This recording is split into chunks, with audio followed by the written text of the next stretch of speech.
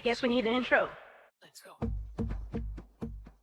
Gordo, ladies and gentlemen, welcome back to the Entrepreneur 360 podcast. So let me start off by saying, firstly, welcome to season 3 of the podcast. This is the first episode that I'm going to be posting post launch of the podcast, and I had a whole other plan for for season 3 of the podcast. The goal for season 3 was to continue going down the journey of lessons learned by myself and business lessons and personal mindset lessons and all that. But I was absolutely blown away and overwhelmed by the response that I got from the podcast, from the launch of the podcast, man. I've had close to 10 people reach out to me just within the last 2 days, and we launched about 4 days ago, just coming out to me, just saying, hey, dude, I completely get where you're at, your journey. It sounds like I'm in the same place. I've had a few people reaching out saying, dude, I really want to do what you're doing. I just don't have the balls for it. And then I've had quite a few people reaching out saying, dude, I've been on that journey and I've come out the other side. I'm sort of still on that journey. And I would love to share what I've learned, because it sounds like what you're going through is what I've learned already. So that's kind of what season 3 is sort of shaping up to be, is a bunch of different conversations with different really interesting people that are in my life or have come through my life at some point that I haven't spoken to in over a decade. More than a decade, some of them. Speaking of, I want to introduce to the podcast today a man by the name of Gordon Laws. Now, just by way of a little bit of introduction, Gordon and I go way back to 2003, 4 probably, when I started working at FHM magazine. We worked together probably for about 10 years. Gordo is, he's an old mate that, you're just one of these guys who you work with in a past life, and then you just lose touch with, and you continue to follow each other on socials. And eventually something comes along and goes, hey, dude, I should reach out and let's connect. And that's what this has been. So, Gordon, welcome to the podcast, bro. Firstly, thank you for reaching out, and thank you for your enthusiasm, man, for what I've done here. And I'm just so stoked to have you come on board and like share what you've gone through, because I think you've got a lot to share as well. Yeah, it's such a pleasure, man. It's so good to see you. Like you said, we hung out a lot in a past life. Drank and a then, lot.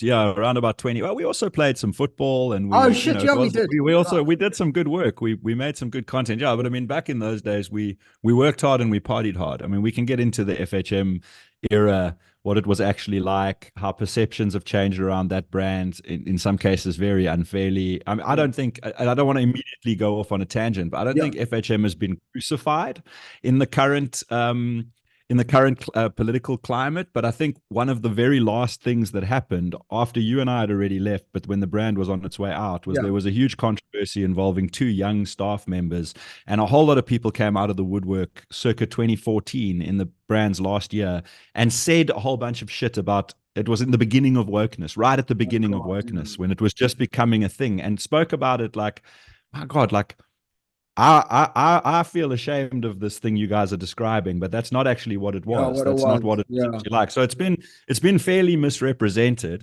I don't think it's been like witch hunted and burnt at the stake, but there are a lot of people who I think see it as like something, because it's been 10 years now since it got closed down, and a further 4 or 5 years since you and I were there during its heyday.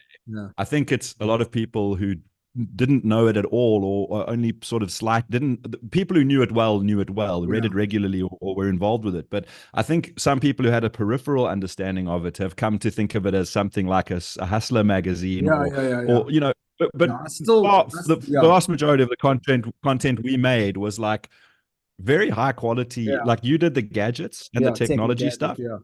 I handled everything that wasn't like ladies. No, we're not naked, but like ladies in swimwear. All of the investigative journalism and the humor-based journalism. I would manage a lot of people like you who would do like expertise-orientated content. So the point, as I said, I don't want to go off on a tangent, and I just have, but the point is that we worked hard and we played hard. We had a football team for 7 years, the mighty FHM Pumas. We played a corporate, we played C and B division. We played C and B division corporate 7-a-side for 7 years. And you were a regular fixture in that team. I was the captain and manager of the team, and I was the 24th best player in the squad. And so we didn't just go drinking, and we didn't just talk shit about chicks in bikinis. We made some really good content, and we worked hard, and you handled the gadgets, the technology stuff. So we would always have between 2 and I don't know if those notification sounds, A, you can hear them, or B, they're coming. It's all good. Doesn't Okay. But Anyway. and yeah, I get what you're saying. And listen, I mean, I think it's always interesting to look back and whatever and see what perceptions. And as you say, I still get it to this day. Like I was going, oh, for FHM, remember that. But I think, you know, it's neither here nor there. And you know, I'm not. I think it's something that it's for another day. I think the real conversation for me, from your perspective, was when you reached out, because, and I remember this actually many years ago, seeing on your personal socials. So I hope you don't mind me saying this, and I hope you don't, this isn't too confronting for you, but you were a big guy. I'm an open book, bro. Yeah, bro, you were a big dude, and actually you lived that physical persona in the magazine as Captain Beer. For those who don't know, and if anybody who's listening, an old South African male, in case you don't know what Gordon looks like, I've just said Captain Beer. All of a sudden, you've gone, oh yeah, dude, I remember Captain Beer. So you lived that persona of like what was essentially a pretty unhealthy lifestyle, and that was why a few years after, I think it was a few years after you left the mag, I saw on your socials you had basically, bro, you'd gone from one of those big fat dudes into the skinny male, and you're like, I remember thinking, Jesus, Gordo, well done. I was always male, but I got buff. Oh, okay, gotcha. Just for the sake of your time, just for the sake of your timeline, Slottage, I left FHM in 2010. Yeah. And I lost all of that weight 2 years before that. So I started I started to lose weight at the beginning of 2009. Yeah. And by the time I left FHM in 2010, I'd lost 78 kilos in 14 months in 2009 and 10. And I kept that off for most of 4 years. There was a little period in the middle of that 4-year time where I kept the weight off, where I gained weight for half a year and then lost it again. So I had this 4-year period of being in shape, where for a middle year I started to like gain weight again, but I managed to lose it again. But that was all super gym and exercise orientated, and it was like low fat, low GI carbs. I'll get into all of that. Shortly, but the point is, I did it one way, and I knew that it was unsustainable. So towards the end of being at FHM, I lost all that weight, and for my last year at FHM, I was in very athletic shape. Then for 4 years, I was for the most part in good shape, and then around 2015-16, I started to put the weight back on again, and then I gained it all, and then I gained like 50 more kilos. So I was always a fat oak from when I was little. Then when I met you in 2003, I was a fat oak. Then for 8 years at FHM, I became like the brand ambassador, mascot, Captain Beer, the like professionally a fat oak. I will say that FHM didn't make me fat. I was already fat. And it was like, this is a good opportunity to make content, because I like to jawl. I like to interact with crowds. I like to perform. So FHM has got an overweight oak who likes to perform, managing the content. It was a perfect symmetry. They didn't like caused me to be fat. I was fat already, and I made the best of it. But then I lost weight, and then I regained weight. And so by 2020, by the time lockdown happened, I was exactly the same weight I was, the heaviest I'd ever been. And for the first 5 months of lockdown, I gained the most weight I've ever gained, the fastest I've ever gained. Like the bottom completely fell out of it. So I went into lockdown at 178 kilos. And the biggest I'd ever weighed in prior to that in my life was about 10 years before, about 11 years before, I'd been 179 kilos. And I was like, under lockdown, I'm going to sort everything out. I'm going to eat lank well. I'm going to take this opportunity. It's going to be like a month that we all going to be locked away. And I'm going to like take the opportunity. But bro, I just like my issues with food and stuff, I've never in my life, it was like an out of body experience. Compared to my own worst eating, was eating double the most I ever had before in my life. Then I basically, and this is something we'll have to get into, give it its own little chapter, but then I basically died in my sleep. I had a couple of nights where I was waking up choking on stomach acid and unable to breathe. And the third time that happened, I had some really difficult to explain sort of mystical experience, which might have been something spiritual and religious, depending on what you believe, or it might have just been there was no oxygen to my brain, so I started to trip a little bit. Yeah. Either is possible, but to me, I felt like I basically died and then just survived and came back seeing everything very differently. And the next day I went keto. It's now 4 years, and I then lost 130 kilograms in 14 months. So just to backtrack, I told you how I lost 78 kilos in 14 months when you and I were working together. About a year later, I lost 130 kilos in 14 months. And the first time I was gymming twice a day, and twice a day, Monday to Friday, and once on the weekend, so 11 times a week.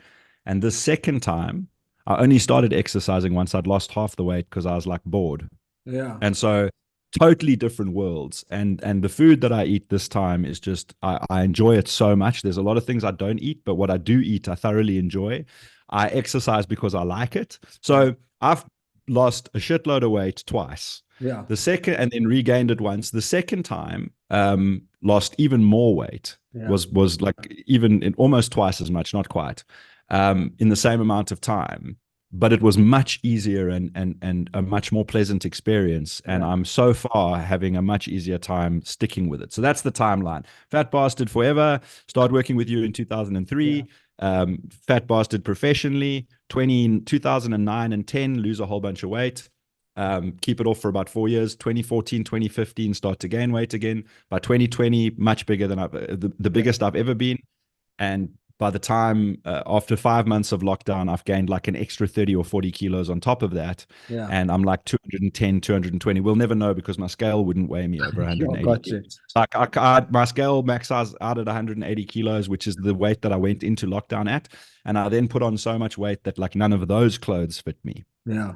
So we'll never know what I weighed, but I was using a measuring tape when I started to lose weight to measure myself. And according to my doctor and a bit of Googling, I was somewhere between 220 and 250 kilos. So We'll never it's know. interesting because, you know, and that's why I thought also it would be interesting to have that convo with you, because the reality is, from my perspective, the Exitpreneur 360 journey that I'm on is very much, it hasn't ever been about losing weight for me. Thank God I was never a big guy. And the picture that I posted to launch the podcast with was a body transformation picture that I've just become accustomed to taking on a regular basis because I did the 75 hard challenge and then 75 live hard for a year and all that. So really, I want to know more about this, but but please continue. Interesting one. But for me, the weight loss piece of this journey is not even a big part of it. I don't give a shit. I've actually got a pretty stern directive in my life about numbers and metrics. I don't really care about them. It's kind of where I went with my running as well. I don't check my watch. I don't check how much mileage I've done. I don't give a shit how fast my pace is. I just go and I do it. But it was interesting because you are someone for who that part of the journey really stuck out. The guy that I'm meeting with, another old mate as well, who's got a very interesting journey, and his touch point into the Exitpreneur 360 journey was more around the resilience and overcoming adversity, because of, you know, I'd posted about overcoming my cancer and my brother's violence that happened. See, I want to know. I need to know. I know you've covered it in previous episodes of your podcast, but I need the short summary, and it's probably beneficial for new listeners who are, you know, who don't necessarily want to go back and re-listen to everything else. At some point before we're done, I'd really like you to give me like the 5-minute quick summary of everything. Because I saw the one that I reached out on Facebook. I saw your before and after picture. You look like you've gotten well into shape. It seems like you've made changes in your career. And then I reached out to you and said, "Shit, dude, we should have a catch up because A, it would be great to talk to you, and B, I've got a bit of a story myself." But I want to know the. Well, I mean, it's pretty straightforward. You know, long and short of it, when I was 12, I had a brain tumor. Guys, if you haven't heard this and you haven't seen this, it is in season 2. If you go look at season 2 episode, there's only 3 episodes in season 2. Go listen to them. First one's about overcoming my cancer as a child. I was 12 years old. I had a brain tumor, cancerous, you know, chemotherapy for a year, radiation. Thank God came through that. My family, and not just myself, but I talk a lot about how it impacted my family and the support system, the structure, the community that was around me. I then, in episode 2 of season 3, I talk about my brother was shot in an incident I was about 18 years old, so many years ago. This is many years ago. He was shot in an incident in a hold up at a restaurant. Told he would never walk again. Went through a bunch of operations for many years, and eventually, to this day, he's got 4 kids, thriving. You know, he's got a very successful business. He walks with one leg works with the other one doesn't, but he walks. And then my old man got sick with cancer as well. So he also was very sick for about 10, 15 years. My dad was sick, and unfortunately we lost him during the COVID. You know, he was in hospital for something, and operation went badly, and he ended up getting COVID. So that part of the story, and that's what I say, is it's quite... Sorry to hear that, Slottage. Sorry, what's that? I'm sorry to hear that, man. I didn't know that I didn't know your dad had passed. Thank you, bro. No, you know, I can talk about it in those episodes, and I'm quite open about it. Like it's all of that stuff, as bad as it was for the family, as bad as it was for me, it was all the reason that I've got this insanely ridiculous positive outlook on stuff. But for me, it's almost the core part of my story is like, hey, that resilience and that. But then I didn't recognize that the losing of the weight that I'd lost and the dedication that I'd put into exercise, not with a goal towards losing weight at all, but the mindset stuff that I picked up that had helped me do those things, so that I was able to post that photograph and be vulnerable like that on social media. When you reached out, I was like, fuck, dude, there's guys who've done this almost because, and you've kind of hit on it a little bit with your story of, you know, you waking up and almost dying kind of thing. There's people who've done this because it's a matter of life and death. So I was interested to 100%. Yeah, exactly. And I mean, like, I'm just some fucking who was maybe a little bit overweight, who lost some kilos and has gone through a bit midlife crisis. But here you're a dude who actually went through this stuff, and you, as I say, matter of life and death. Like, what did that do to your mindset? Like, and again, you've also done it like up and down. I didn't know about the yo-yoing up and down. I just thought, hey, you did it once, and then you lost it, and then you stayed off. Like, what kind of mindset techniques and like, how did that impact the way you viewed goal setting and getting up in the morning and kicking your own ass and saying, dude, get the fuck up and go for a run, because this is... So did you not pick up that I'd regained all that weight? Because I was back to being as big as when you and I used to hang out together, and even bigger than you've ever seen me. And I was like very active on social media. That was for like 5 years. I was back to being as fat and more fat than I'd ever been before. For like 5 or 6 years, from like, I started to regain weight in like 2015, and by like 2017 I was back to the biggest I'd been, and it took me until August 2020 to start losing weight again. So I was like super fat for like 5 years again. I was only in shape for 4 years, from 2010 to 2014. But anyway, the yo-yo thing, and you were just saying now all those words you just said about the drive and kicking your ass and getting yourself up in the morning and kicking your own ass and all of that. And I'm glad you referred to it that way, because I've come to realize from like I know there's people in the world who've lost more weight than me. There's people who've lost like hundreds of kilos. I've done an estimated 120, 130 recently, and I knew it was 78 previously. In the previous effort.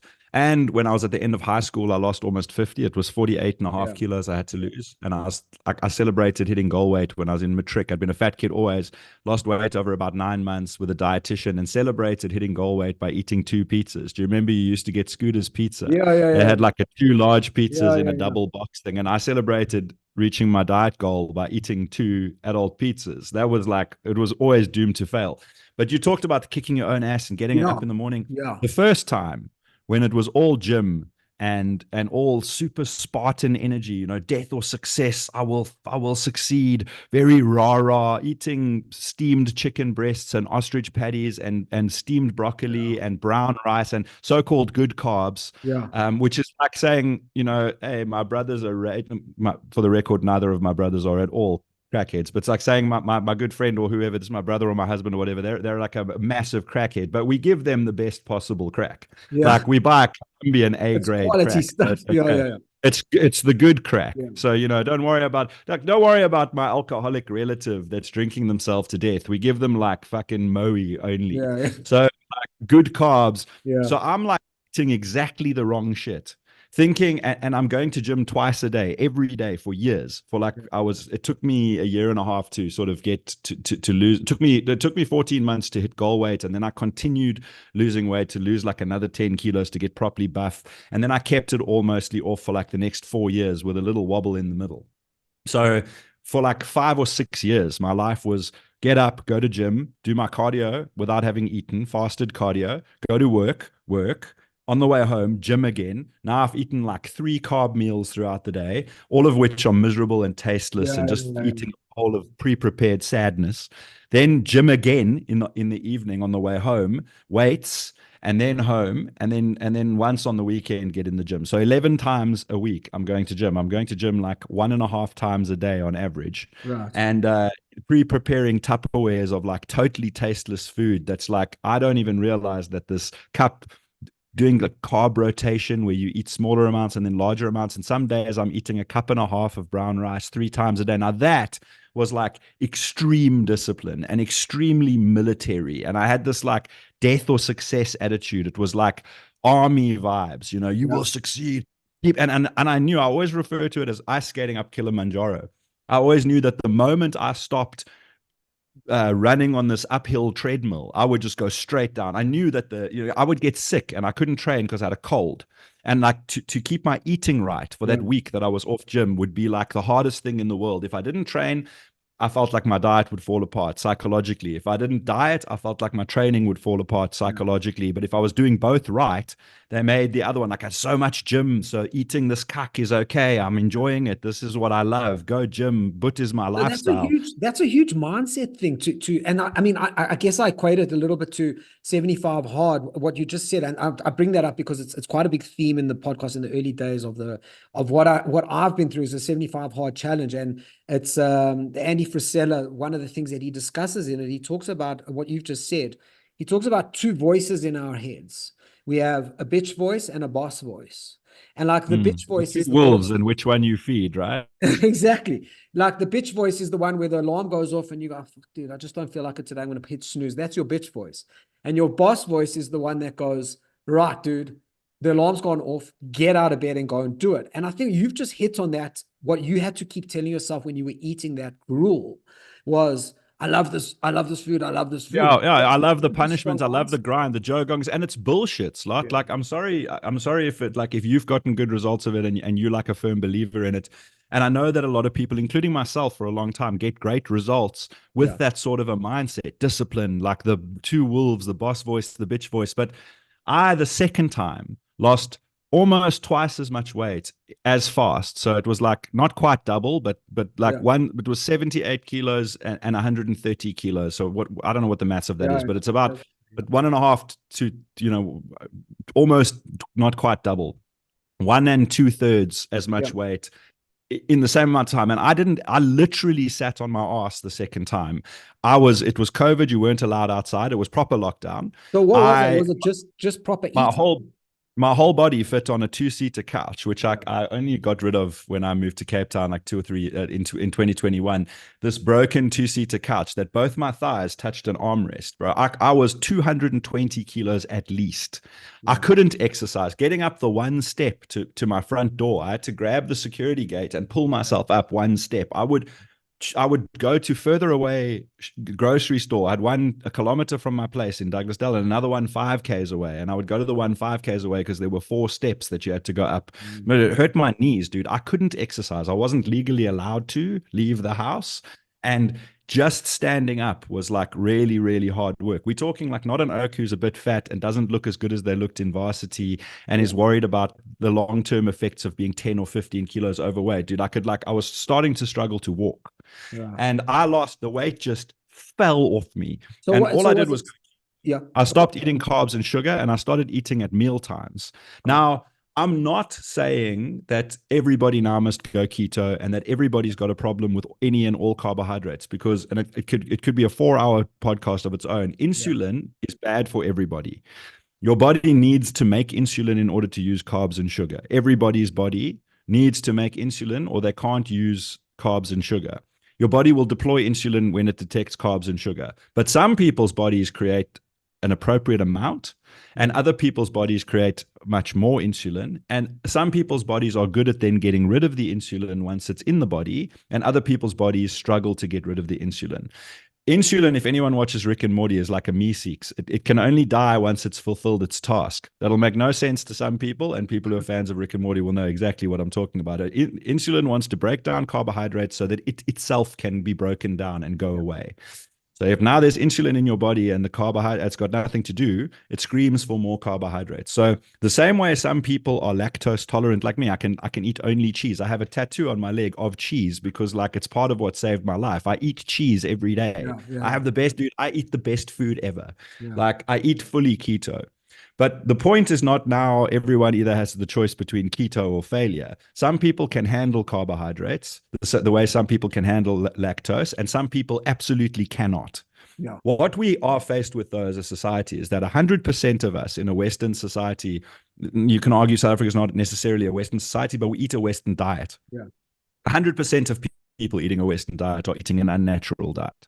Like it's unhealthy. It doesn't mirror what we ancestrally used to eat. And I'm not talking about 60,000 years ago hunting and gathering in like, you know, like in a completely past, like before the first fires and the wheel was invented. I'm talking about like 100 years ago. No one on earth ate anything like how we eat. 200 years ago, the wealthiest kings in the world, kings and some queens, like the equivalents of the 100 richest people on earth, maybe if they wanted to, could recreate our current diet. If they set their mind to it and they put all their resources into it, they could have like that much bread, that much sugar, that much of the shit that we take for granted as being normal.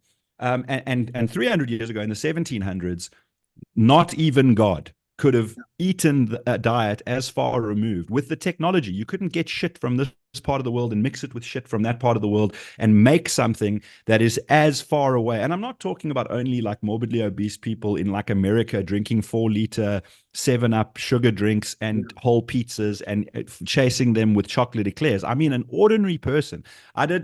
Because I was able to in 2022, I did 4 months of working and traveling. I had a remote job. I spent a lot of money traveling the UK and Europe while working, because I can walk everywhere, because my body's capable. Like I'd hit goal weight, and like 3 months later, I fucked off overseas for a South African winter. And I would go into supermarkets everywhere in Germany, England, Ireland, Scotland, and see what people are buying. And it's like boxes of shit. And you get a person who's in reasonably good shape and they're wearing their gym gear because they're either just coming from or going to gym, and they're trying their best, but they're like buying boxes of fish fingers, and it says on there like diet or light because it's got less of something, but it's processed garbage, crusted in processed garbage. And things like grains and wheat, and that is just not food, bro. If you take a human being, and I'm going to stop with the rant now because I've pretty much made my point, but if you take a human being and you put them in a chalet with all of the luxuries, a jacuzzi, a bed, a dog for companionship, another human being for companionship, and they've got water and everything you can imagine, but all they don't have is food. And for 100 kilometers to the right are sunflowers, and for another 100 kilometers to the left is wheat. And you give them a hand pestle and say, knock yourself out. They'll die of starvation in a month because that is not food. The amount of shit that you have to do to seeds and grasses, wheats and oils to make them edible, not just food, but so that you can even consume them at all, is drastic. And that now then makes up half to 2/3 of our diet. So whatever you're suffering from, whether it's weight, inflammation, a mystery illness that won't go away, you're just generally never healthy, we don't eat food, bro. We as human beings are now 50 to 80% of what we consider a normal diet is not actually food. And that's the problem. Thank you for listening. Well, thank you. Thank you for coming to my TED Talk.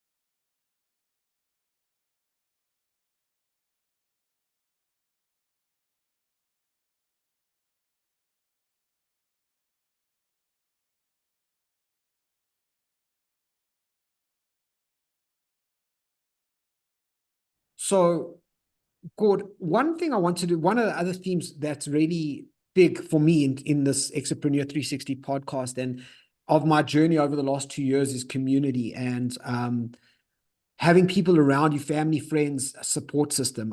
It's a bit of a dichotomy that I have going on where I say, hey, man, it's all on you. Nobody cares about you. You've got to get shit done on your own. But I also, in other parts of the podcast, talk about how actually you've got to rely on other people around you. You've got to take the help and nobody does anything big alone. Where do you relate to that in your weight loss journey that you've gone up and down? Because obviously you weren't alone in all this. Like, who was there? What kind of support did you rely on? What things could you not have done without help? And what things did you have to just suck it up and do yourself that you can remember?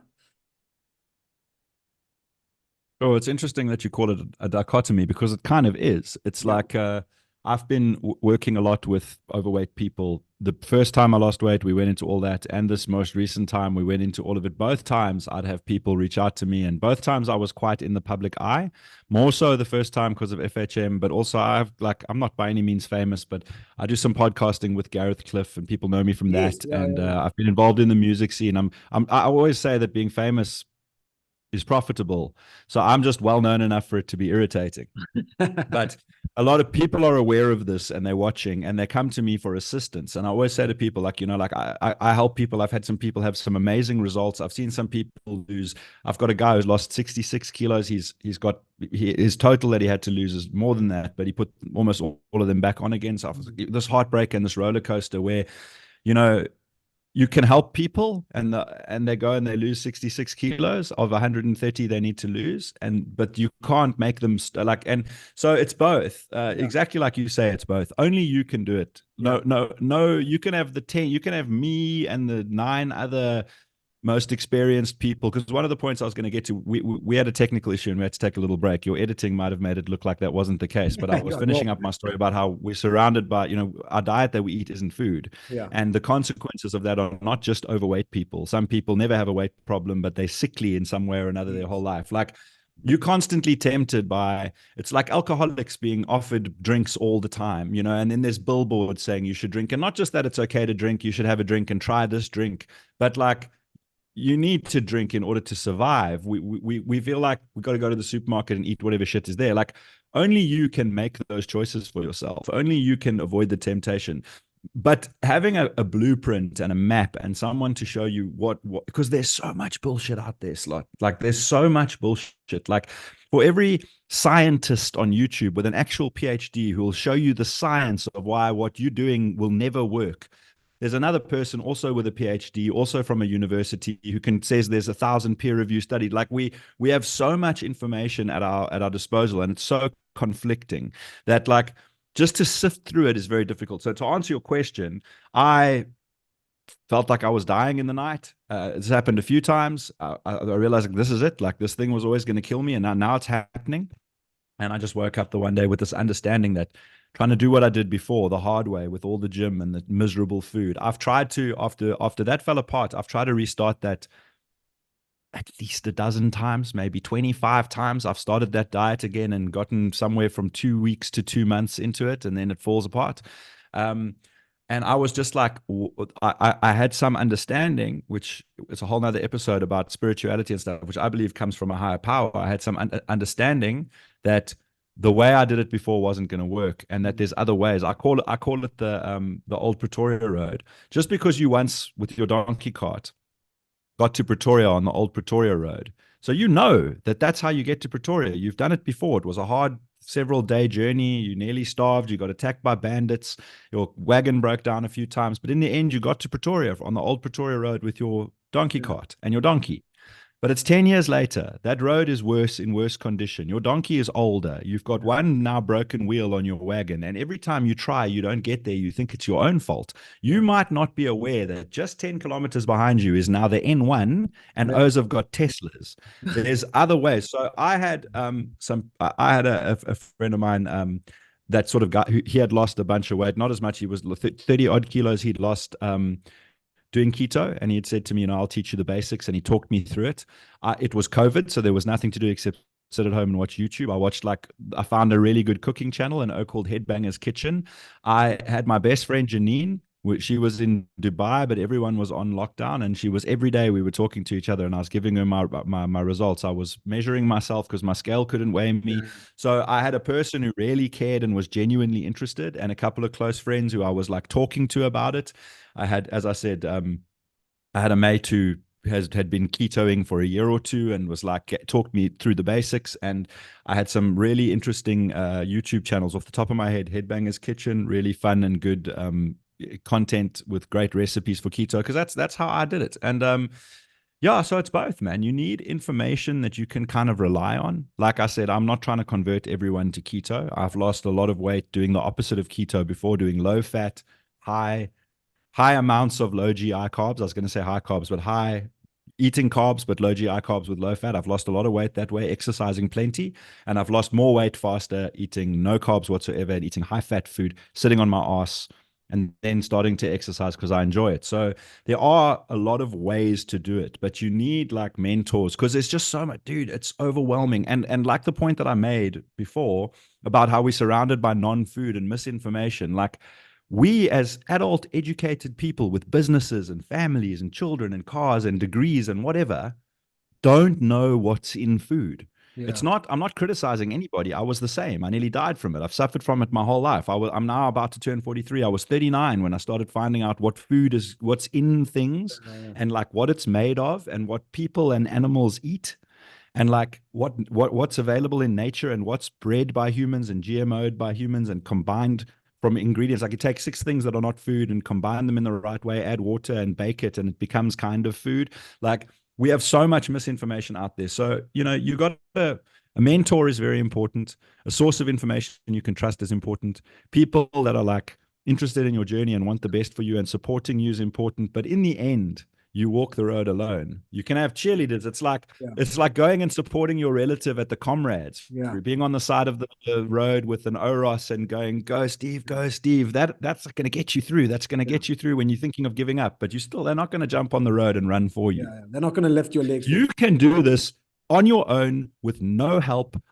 locked in a cave by yourself. Yeah. Or you can have 1,000 people cheering for you all at the same time and get nowhere. Yeah. So I think you do it on your own, but psychologically, having reliable information from a source that you trust with a route that works for you. Yeah. If you can't do the keto thing, it's not going to work for you.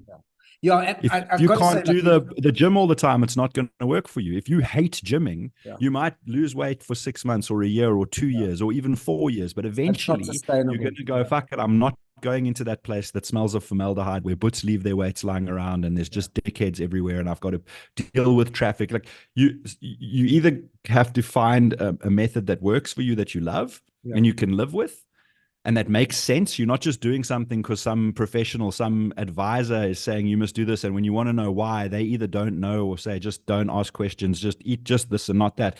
I want to understand why it works, why I feel the way that I feel, why the exercise must be done this way and not that way.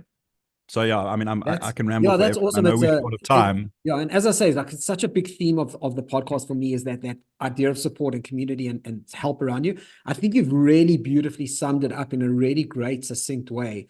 What you've just said in the last minute or two around your analogy around the comrades, I think is fantastic. It's a great way to look at it. I think it's a really unbelievable piece of advice and tip. And that's the last thing I want to ask you, because you have gone through a journey, and I don't by any means pretend, no matter what picture I posted on Facebook and no matter how good I look before and after, dude, I lost 6 or 7 kilos. Like, I don't even know how many kilos I lost. It's not important. As I say, I don't give a shit about numbers. They don't mean anything to me. What means good, what is meaningful to me is how I'm feeling about and where my mind is at. But I know that the journey that you went on in terms of the weight loss, the back and forth and the yo-yo and up and down, that piece of advice you've just given in terms of like community and having people around you that can rah you is a beautiful piece of advice. What other piece of advice would you give to somebody who's listening to this, who's potentially sitting on the couch right now with their legs touching both sides like you were, going, I want to be like, this conversation's motivated me. I can hear this guy's done it and he's got my sexy man. Bro, you're going to get us you can fit a whole nother one of me in here, bro. It's like a Sharpei's balls. And because it's winter, it's about 3-4 kilos bigger than it should. Bigger than Actually, it it gets even saggier in summer because I'm more active. Thanks. Now My, like, this video is going to be banned on YouTube. Thanks. it's now become X-rated. Yeah. So just before we end, like what other piece of advice would you give? Like what's key, besides what you've told us already? I'm ultimately going to write a book about this, and then I'll have something to sell. But for now, I don't have anything to sell. But what the book will say is it'll be thick like this. It'll be a proper book, but it'll open with saying, if you don't feel like reading this book, or you're just looking at this in a bookstore, or you've in a waiting room, or you're at your mate's house and you only have 5 minutes with the book, here's the cheat sheets. Set meal times and only eat at meal times. Yeah. There's a lot you can do to fine tune when those meal times should be, and the gaps in between, and what the optimal amount. But eat at meal times. 1, 2, eat what's on the plate. Once you figured out how much food you need to not be starving and not always be full, eat what's on your plate. 3, hunger is good. Like, being starving all the time is not good for you. It's not sustainable. It's bad for you psychologically. You can't starve yourself. But if you're never hungry, you're eating too much. Yeah. It's almost like we've got a built-in system from God telling us when to eat. You do. If you are always eating before your belly is telling you, bro, I'm lank hungry, you want to be hungry for half an hour to an hour before you eat. Every time you eat. Yeah. If you've got, say, for example, eating at 1 o'clock and 7 o'clock, if you starving to death at 10 a.m. and you've got to hang in till 1, you're not eating enough. Yeah. You shouldn't be starving but if you get to 1 o'clock and you're not hungry, it means your dinner was too big. So you for 15 minutes to 45 minutes before eating time, your brain must tell you, like, dude, I'm hungry. And then you're like, good that you're hungry. It's handy that you're hungry, because it's almost time to eat. That needs to happen. And then the 4th thing is eat real food. I could do another 17 hours on keto. I believe it's the way everybody should eat. It's the most natural way to eat. Carbs are not natural in our diet. Carbs are not available. Very few parts of the world have edible carbs at all. Stop me now, because it will go for 4 hours. But forget even keto.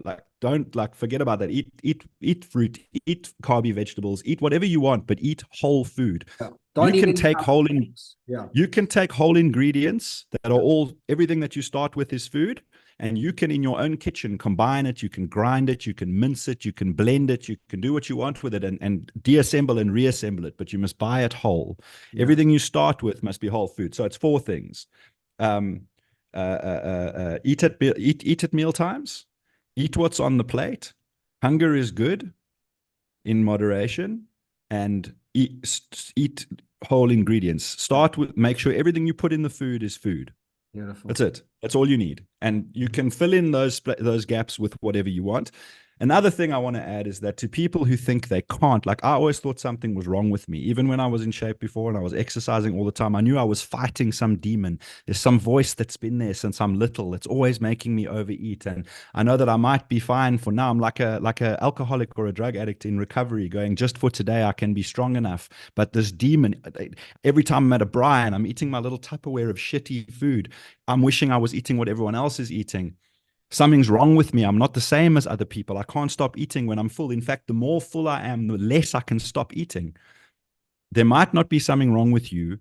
You might be just very sensitive to the diet that humans eat in the time you've been born on earth. We eat a very unnatural diet. What the correct diet is, scientists are having cage fights about. But the average thing that the average person believes is normal isn't. Yeah. So you might not be broken. You might not be the laziest, most useless. You might, all the self-hate you might have for your inability to control yourself. Like, I my whole life thought that I'm just a shit person. I'm disciplined in other ways, but I can't control how I eat because there's something wrong with me. Maybe you very more sensitive to this non-natural diet than other people. So you might not be a dickhead. You might be struggling with what is essentially quite a lot of poison in your day-to-day routine. So yeah, that's what I'll tell people who need a bit of help getting started. You might not be as broken as you think. You might just need to find that, like, start eating food and see how that does. And yeah, eat at meal times, eat what's on the plate, whole food ingredients, be hungry a couple times a day for a short while. Yeah, amazing. Dude, I couldn't sum it up better, and I couldn't ask for a better rant at the end, because one of the other core themes of this podcast for me has been action. Not motion, action.